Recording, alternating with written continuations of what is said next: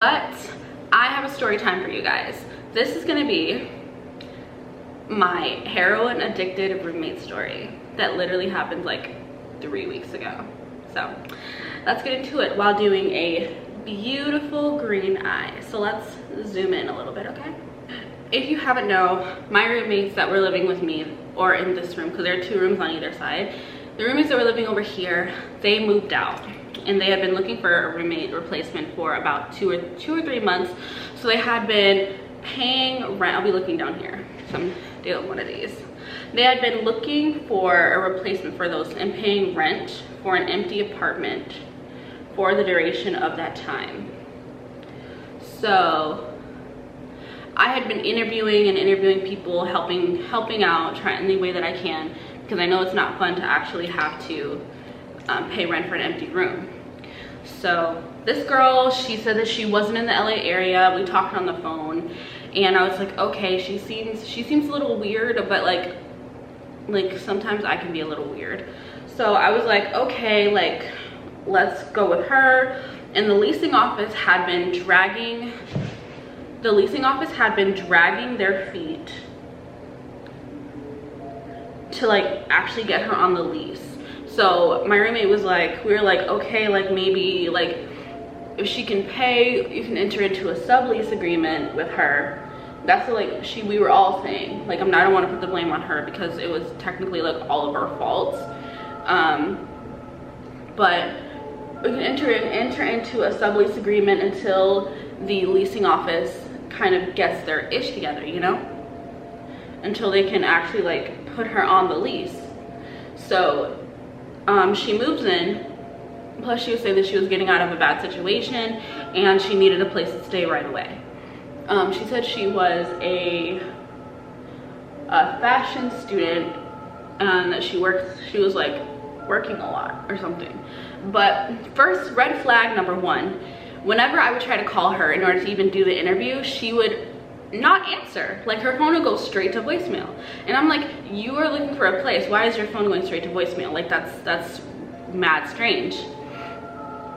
So we finally got a hold of her and did the interview. But anytime after that to coordinate, because with our building you have to have a special key in order to get in and out of it. So in order to even coordinate with her to even like get her into the building, because I worked, my roommate was busy, and all the other roommates were not in the apartment or out of the state. So we finally somehow got a hold of her and she was like waiting downstairs. And like in the middle of filming my podcast, Sister Convo, please click the link down below, give it a listen, give it a follow. We really appreciate it. I was filming my podcast with my co-host. So I wasn't able to go down and get her. So I didn't even actually see her until probably like a day later because she was like in and out. I never actually saw her face till like a week later because she always had like a mask on, in and out, running in and out, which didn't seem like, you know, like a big deal to me. I was like, yeah, I work a lot. I'm usually not in the apartment. I work a lot. She's probably doing the same thing. Fast forward a couple of days later, she messaged, or this is red flag number 2. She messages me and she's like, you guys have bed bugs, like I saw the spray, like basically going sporadic about, like I'll try and insert clips of the text message right here. She's basically saying like, oh, you guys have bed bugs, I saw the spray. And like I messaged my old roommate right away. I was like, hey, have we ever had bed bugs? And she was like, no, we've never had bed bugs. I don't know where she's getting that. And then I was like, I asked her, I was like, where did you see the spray? And she was like, I saw it in the cabinet, which over here is where we have our washer and dryer. It is where we keep like all of our detergents and stuff. And then the kitchen is right here, and underneath is where we keep like sprays. But we don't have any bed bug spray down there. Come to find out later. So I'm like, okay. She's like, I know these things, they come out of the sockets. They come out of the sockets. What? Red flag number, I believe we're on red flag number 3. We all know I can't count. But like a week or so later, like I flew back home for a funeral and then came back. My roommate had been in the hospital for almost 2 weeks. And she's like, she's like, blank, blank has been using my bathroom. She needs to come clean it up right away. And she sent me a text message right after that, but I didn't see that one. I just went right over to her room and knocked on the door, and I was like, she's been in the hospital for 2 weeks, only me and you were here. And she's like, she's not behind you. I look behind me, nobody's there. She's like, I've been hearing very weird noises. She's not in that room with you? And I'm like, no. And then she looks at me and she's like, almost like she realized that she tweaked the fuck out on me. And she was like, oh. Okay, I'll take care of it, no problem, it's okay, it's okay. And I was like, I like freaked out. I was like, she's hallucinating, something is wrong. So I literally bolt out of the apartment because I'm like, what do I do? Something is wrong with her. She is acting berserker. Not to mention that there's always like chanting going on in her room. Like I can hear music, which is fine, I play music, but it's like chanting music and she's usually talking. And at first I thought she was talking on the phone, which I'm like, okay, she just talked very loudly on the phone. But insert clip here.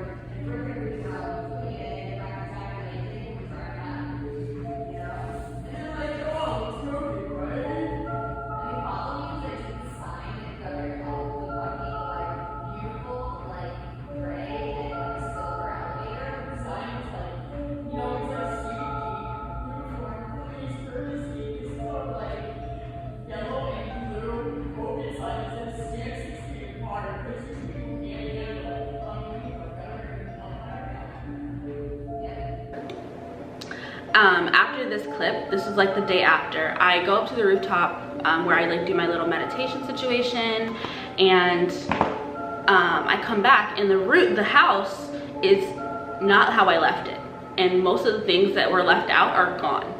And I'm like, where is my stuff? Where is my roommate's stuff? And I knock on her door, and we had been telling her, don't touch stuff that isn't yours, don't worry about stuff that isn't yours, because she has this weird tendency to touch things and move things around that don't belong to her. Given that she didn't have really anything with her. She literally didn't have a bed, didn't buy a bed. She had been sleeping on the floor in there, which, I mean, I sleep on a blow-up bed still. So no shame, no nothing at all. But, all right, I'm gonna start on the eyes because I really don't do much with the foundation. Like, it looks pretty solid to me. I'm gonna use this e.l.f. It's called Putty Eye Primer. I saw it on TikTok and I kind of like it. It is a little dry, but you know, we'll roll with it.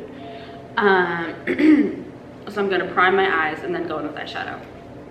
From that, I kind of go off on her. I'm like, we've told you so many times, don't touch things that aren't yours.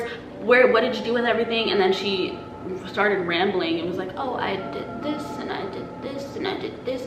Literally, she has like a Paris Hilton type voice, and her voice went from like this to like this, and was like, oh, I did this, I did this, I did this. And I'm like, well, whatever you did, can you undo it and put everything back?